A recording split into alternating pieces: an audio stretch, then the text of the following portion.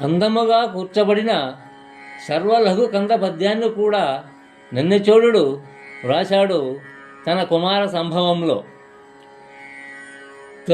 తగదని మనమున మును వగ వగ నొడబడగ వగ వగ వగ బడయున్.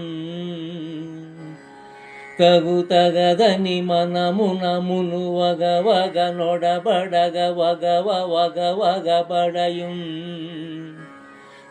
తగదని వగవని వగ వగ వగ పని గలది తనకు వగ మరి జగతిన్.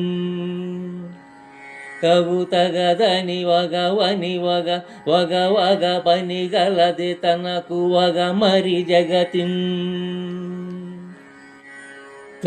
తగదని మనమున మును వగ వగ నొడబడగ వగ వగ వగ బడయున్. తగదని మనమున మును వగ వగ నొడబడగ వగ వగ వగ బడయున్. తగదని వగవని వగ వగ వగ పని గలది తనకు వగ మరి జగతిన్. తగదని వగవని వగ వగ వగ పని గలది తనకు వగ మరి జగతిన్. ఒక పనిని చేయడానికి ముందు ఆ పని మంచిదా చెడ్డదా అని ఆలోచించాలి.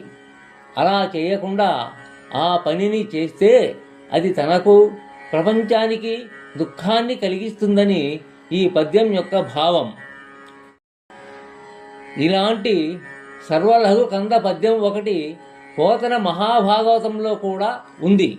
అది ఏమిటంటే అడిగేదనని కడువడి ఇలా ప్రారంభం అవుతుంది. బహుశా నన్నెచోడుడి యొక్క సర్వలఘు కంద పద్యాన్ని పోతన స్ఫూర్తిగా తీసుకొని ఉంటాడు.